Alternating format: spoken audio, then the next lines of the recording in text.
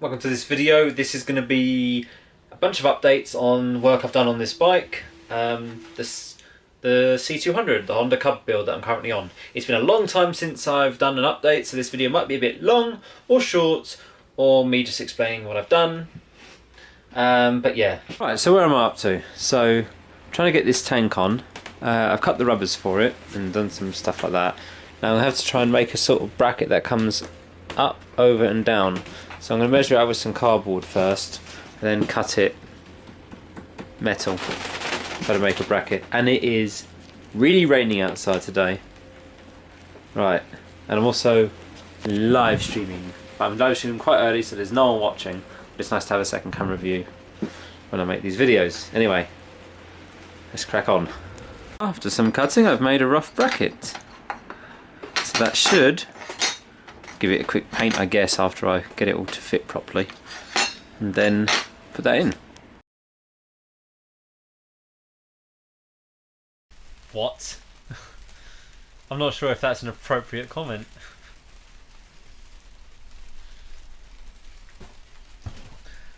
Mods, sort that out. I don't think we should have these inappropriate comments. Of an older generation than me, and they definitely would not appreciate that comments. How vulgar.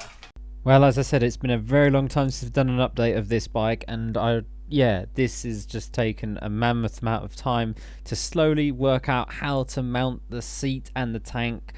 They just were out millimeters both sides, so I had to make this stupid bracket. It took absolutely ages, and I've been live streaming the entire thing. I really have got to thank Who Am I UK for giving me some help, just giving me some suggestions of how to mount it. It's been really, really good having that stream going, just so people can, drop in and say hi. It's been really fantastic. I've enjoyed streaming it, and the entire build has been streamed.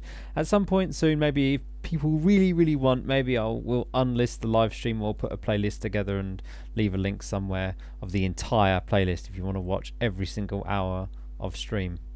At the moment, I'd say the streaming is about 40% me wandering around my shed, forgetting where I put something or looking for a certain tool to do something, 10% talking to the audience, 10% going to make a coffee, another 10% looking for things online, and then the rest, maybe I might be doing some little work towards the custom Cub.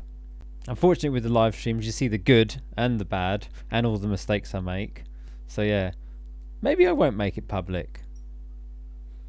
Also, it's been a little bit difficult to do some of the work because it has been incredibly cold in the shed. I have a non-insulated shed without any heating, so I just put my jumper on, go out there and put a pair of gloves on, because metal on flesh is very cold indeed. But when I do start to stream, it's around 2 to 3 hours a stream before I get too cold and have to go inside, so not terrible. And now I've changed my streaming setup, so I went from phone to laptop, and now I'm back to a old Sony phone, but it still seems to be working, and it's clear enough and bright enough that you can see what's going on. Hey, if you want a chance to see these live streams live, then I guess hit the subscribe button and hit the notification bell to be notified if and when I do live stream next. And also, yes, you can subscribe because, well, Graph. And did you know that I also have a Patreon where you could see potentially videos early? I mean, at the moment it's not going so well because we're not doing so much riding, but you will see videos early and, well, help support the channel. Also, I have stickers for sale. And also, this video is brought to you by Rage. No, I'm actually not going to go that far. Anyway, yeah, I do thank for all the people who do support the channel in the ways they do through the stickers, donations and stuff. It does help a lot with these builds. I've actually managed to put your money to good work to carry my addiction of building clapped out Honda Cubs. If I get massive amounts of donations, I might even consider converting one to electric. Tank's on finally. It's taken me a long time to get the tank on. The tank is now on. The seat is on. It's not going anywhere. Yep, what a pain. I've put the engine back in now, and now it's time. I've got no clearance here. I've got very little clearance here, and no clearance there. So I'm going to have to make a nice box for the side bit to fit all that loom. Some of it will go up here, some of it will go maybe that way, and I'll probably have to take the seat back off again to get it bolted in properly, and then once that's on I get to spark it back up again. We've had a few people in today on the chat. I even had Mr. Spicy dropped in for a bit and said hi. That's nice. Anyway, okay. Right, what's the next pain to do? Oh yes, loom time. I have sort of worked it out. I'm going to hook it all up again, maybe make sure it all sparks, then cram it in there and see if it sparks, and then bolt it all in there and see if it sparks, and then put it in properly, sort the carburetor out, give it some petrol and see if it starts.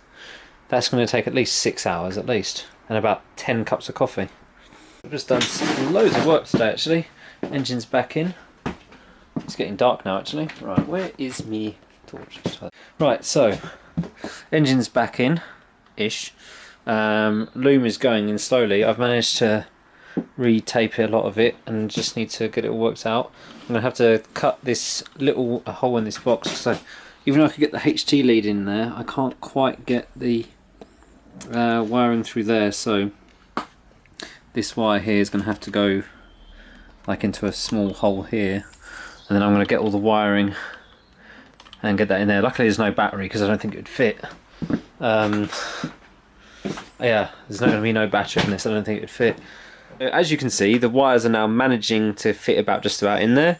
I will tidy this up a little bit later. Once it all gets to running stage, I'll take out the loom and stuff. I did test it before I put it in there, it sparked, and now I need to test it again to see if it still sparks. But I want to just, I'm going to have to cut down this cover, I think, to get this to properly line up. Right, so I've cut a small slot in the side of here. We've got the wires running in.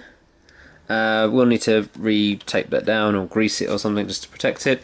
Probably open it up again and re-tidy up all of them, but it's all in and it still sparks, so that's pretty good. The next step is to probably should bolt in the engine, make sure that's bolted in, and then move on to taking this carburetor and flipping it the other way to get it to the airbox and see how this all goes. It's going to be interesting. Lining up the fuel line or whatever. Yes, right. Let's move on to that. Right, so I've been trying to get the exhaust on. I've had a few issues. Luckily, come up with a new design with the help of the stream. It's handy when mechanics join you, or welders and stuff join. Now, the holes are just out, like, it just doesn't line up just 100. So, I'm going to try and just see what happens if I cut the edges off here and here, and see if that will fit. If I just cut the edges off here and here, that should be just enough to slide it back on. This is the only thing that's stopping the exhaust from going on. It's just this bit hooking up to the actual engine. The rest of the exhaust does actually fit. It took a bit of jerry-rigging, it does. And then I need to move on to repairing the downpipe and the muffler. And then, yeah. But as a testing, to get it all to fit, this will see if it all fits. And then I can take it all apart and repair the exhaust and stuff. The exhaust, and patched a couple of holes on it. Downpipe, sorry, just cleaned it up.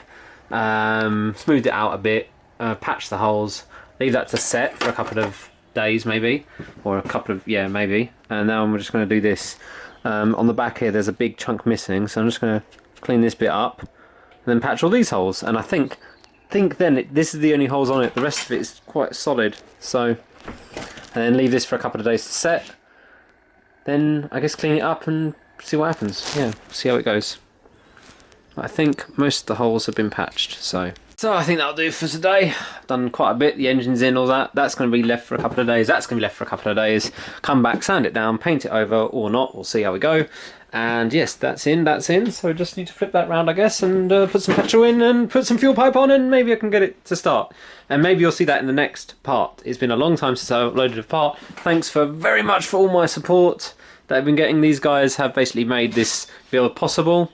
Without them I wouldn't be able to, well, buy any bits for this. I've bought a few little bits for it here and there, but I've still got some budget left, which is really good for when I want to actually buy some major things for it, which I came close to buying some major parts for it, but I've managed to jerry rigged some bits so that it kind of works now. What with that, we'll see how that goes. Still might have to buy another one of them, but other than that, that's great. Anyway, thanks a bunch for watching. Yeah, like, comment, whatever. I'll catch you in the next part of this build project series, or you can catch me live in the shed sometimes. Anyway, that's it. Thanks for watching. Thanks for the support. Ciao.